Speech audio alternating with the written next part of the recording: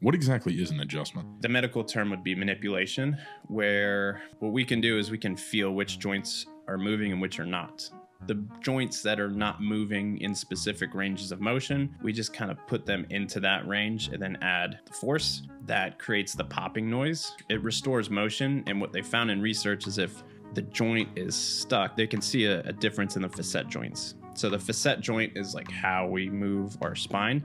They're little joints that kind of slide and glide like this. After an adjustment, we find that the joint space is actually opened up.